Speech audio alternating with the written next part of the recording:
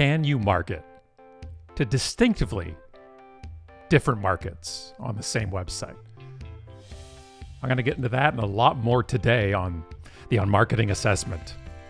Victims are people who put their websites up for public review by yours truly.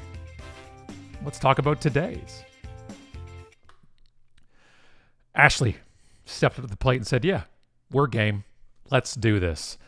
Now, Ashley and her partner Brody run a company called Creative Supply Productions in Fredericton, New Brunswick. It's East Coast of Canada, where I am. So they have not only a video production, but it's phenomenal photography. Like I'm both right now. I'm hungry and also just in a puddle right now because how adorable the photo is. So there's talent here. There's talent already. So easy peasy when it comes to the marketing side of stuff, because the hard part is done. You already have the eye, you have the skill. I've watched a bunch of your videos doing this assessment and looked at a bunch of your photographs, and you got it. You got that. You have the eye, you have the talent. You can't teach in creative. You can't teach an eye. You can't teach the ability to feel something, I don't think.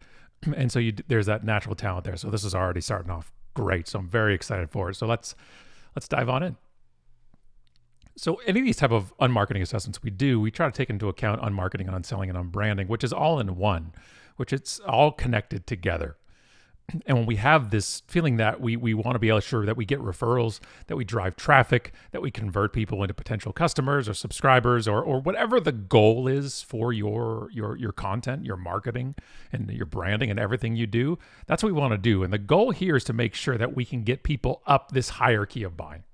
That's the whole core of what we do here at UnMarketing. And this is from a long time ago. We did surveys about people hiring a service-based business, why they hire. And the top reason is that they're a current satisfied customer or client. And as we go down the hierarchy, we have more competition, we have less trust, and we have less relationship, if one at all. And this is the goal of UnMarketing, is we try to start at a recognized expert level of content, of creating things. In that way, if it's done properly, that covers search, which is below it as well. We have great content that's also has those, as to quote the old term we used to use a lot every day and still is today with keywords, but doing content naturally and organically and authentically, not keyword stuffing, not trying to do the old white text on a white background type of mood. But we want to be able to create the content that's compelling, that resonates.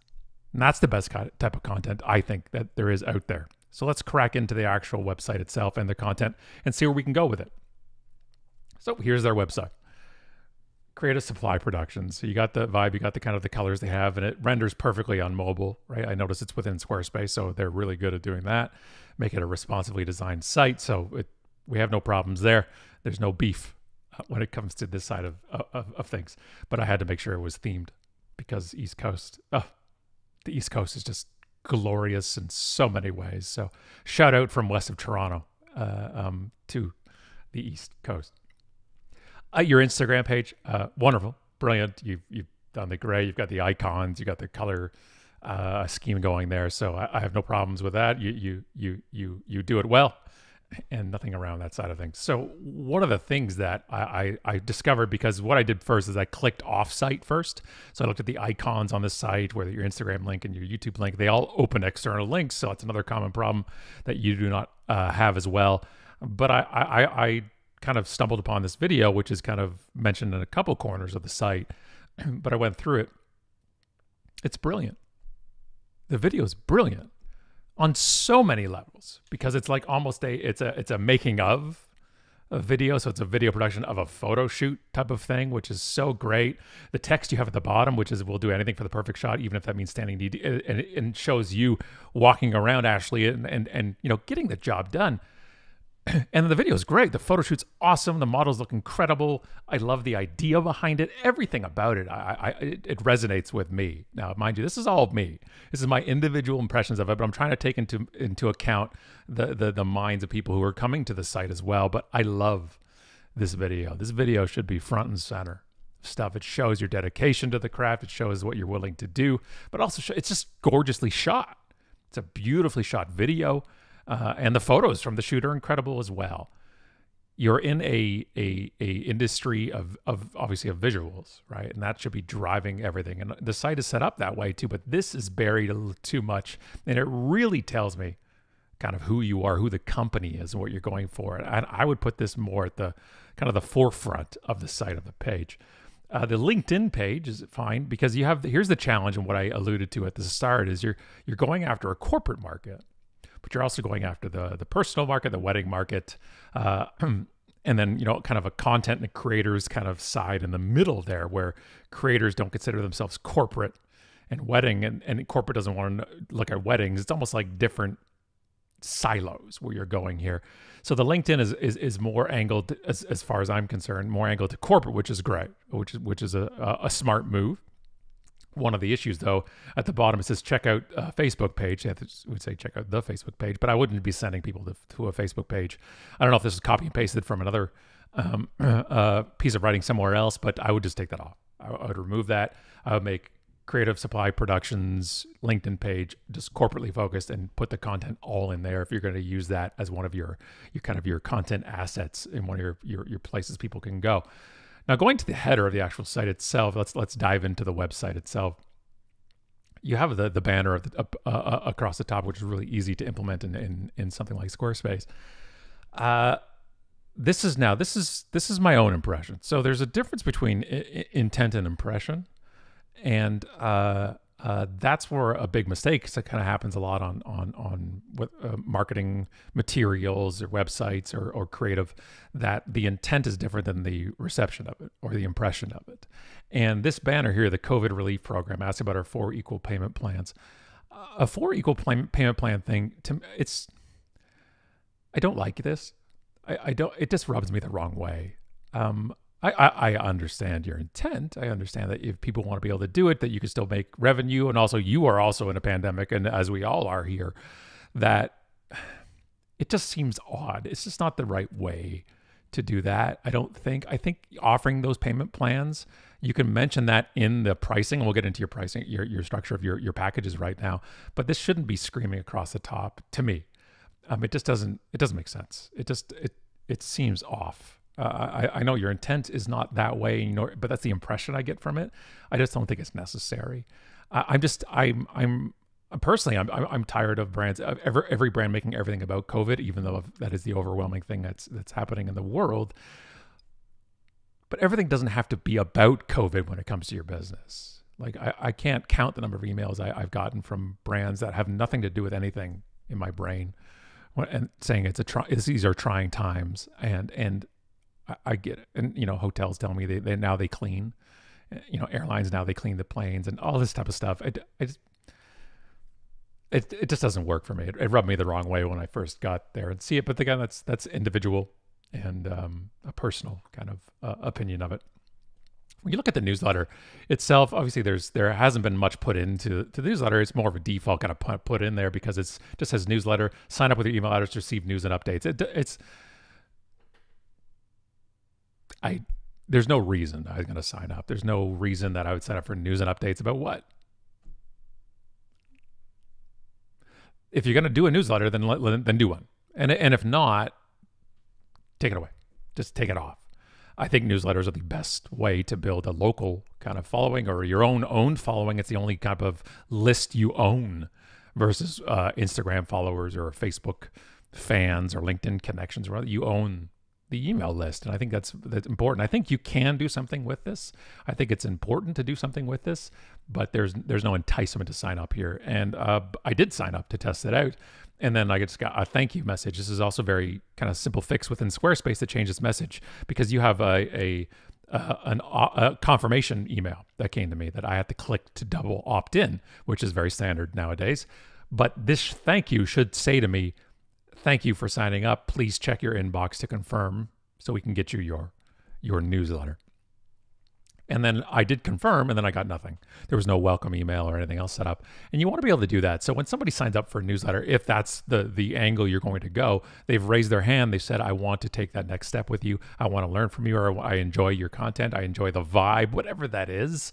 Then give me a welcome email. It's any kind of email service provider has an initial thing you could set up as a 0-day kind of, set up, which is immediately kind of they'll get in their inbox, we get a chance to start off that relationship. We get a chance to start off and say, hey, we'd love to know where you're located. We're always fascinated of where people are in the world, whether it's locally or internationally.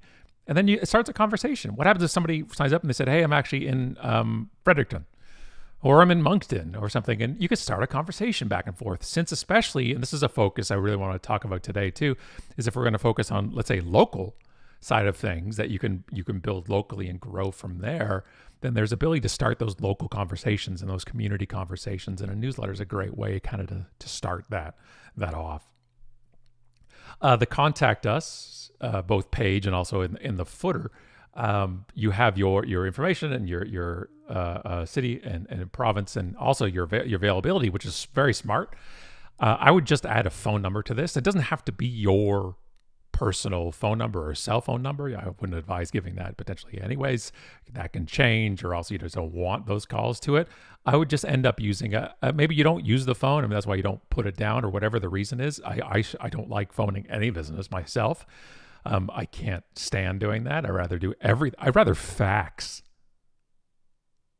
I'd rather fax a business than phone them. And I don't even have a fax.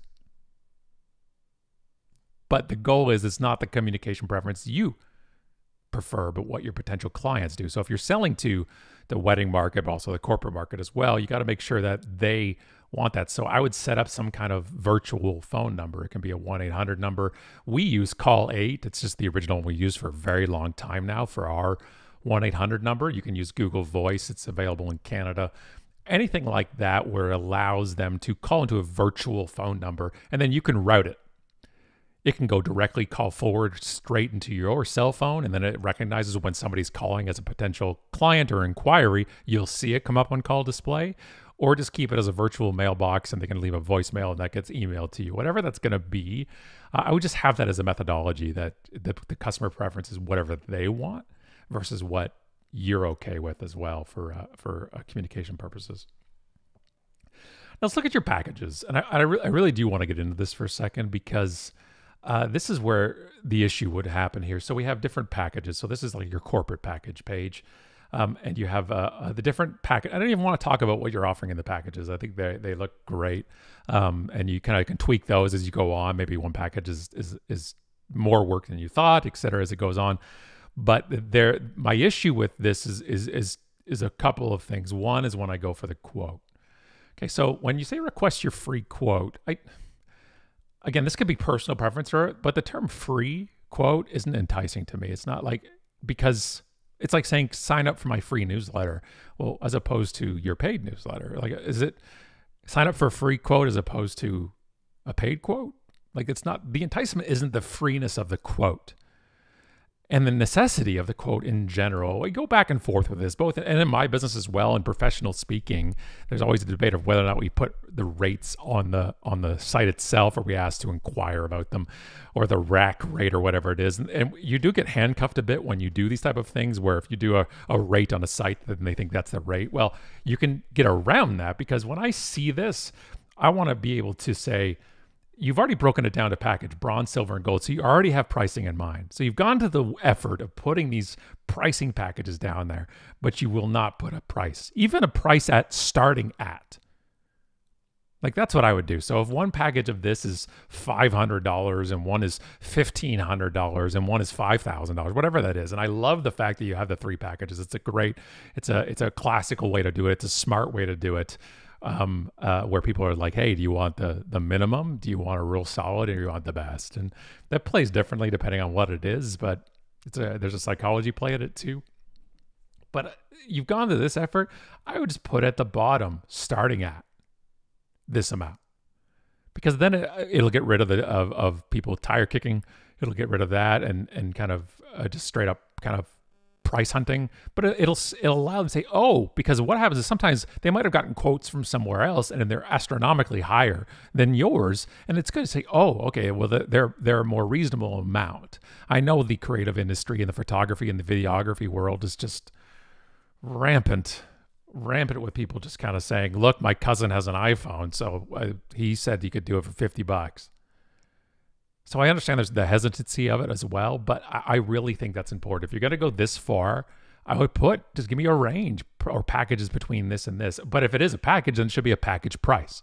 When I see package, I think, okay, well then what's the price package? You shouldn't have to put together a quote. You shouldn't have to it shouldn't take 2 business days for you to send me a dedicated pricing booklet for that.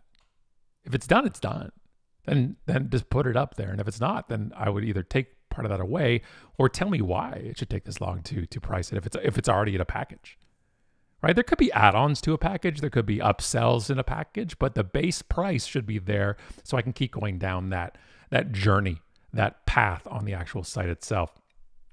And then when it comes to the different areas, the different disciplines, one of the issues here is if you're trying to get corporate business, so you have one of the things on the site is about corporate business, and part of the site is about personal, wedding and engagements and family, and as they did with the opening, it's phenomenal. They're all fantastic. The quality is all there, but they want different things.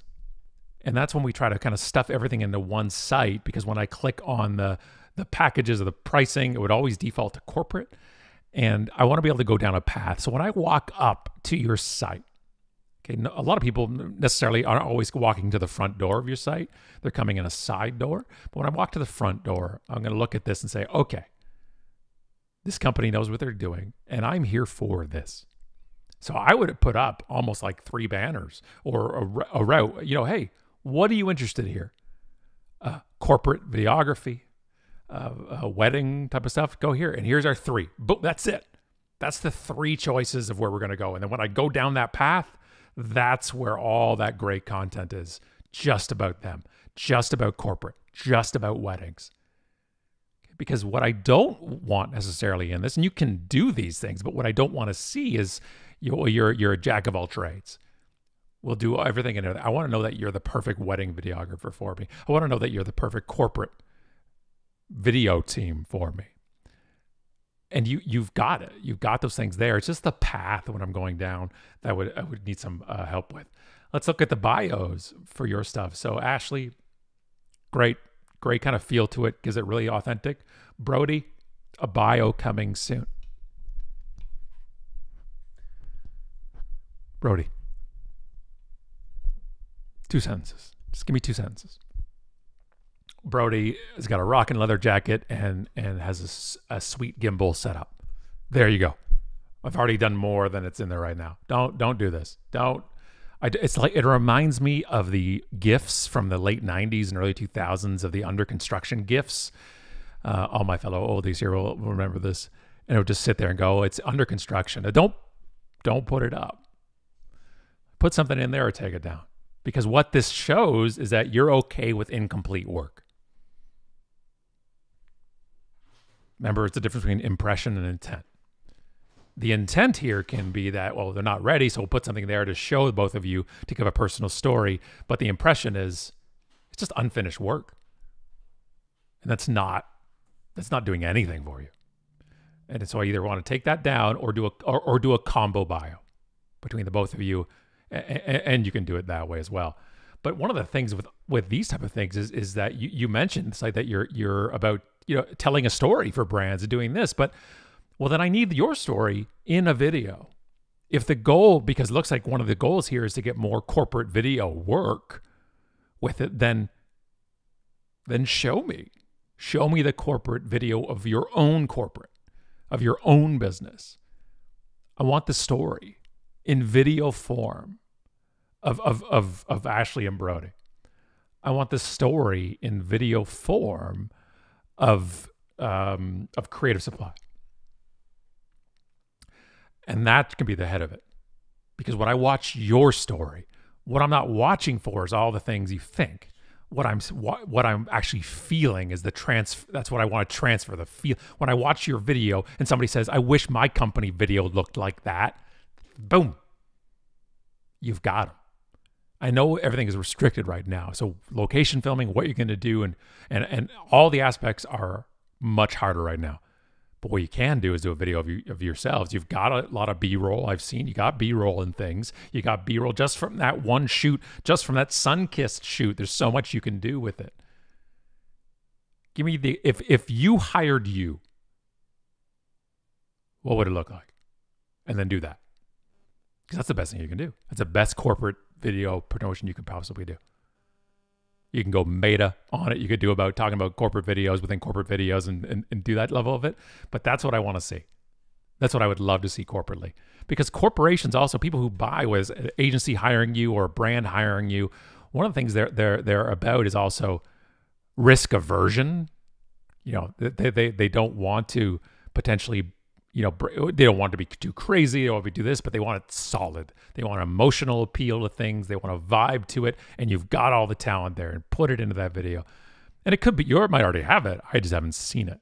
And that's what I put. And that's why I want to do those pathways. That's why I want to walk up to one of those signs and paths, and you say, you know, Timbuktu is 4,000 miles this way. St. John's is 16,000 miles this way. Melbourne is this way. Yeah, that's what I want. Corporate, wedding, whatever it's going to be. And then when I hit corporate, boom, that first thing there is that corporate video. You want a great corporate video like this? And it's there. Because you're getting there. You're getting closer. You even have some great testimonials. Let's look at the second one here first, which is Red Oven Eatery. And it fantastic. This is a great testimonial. This is so good.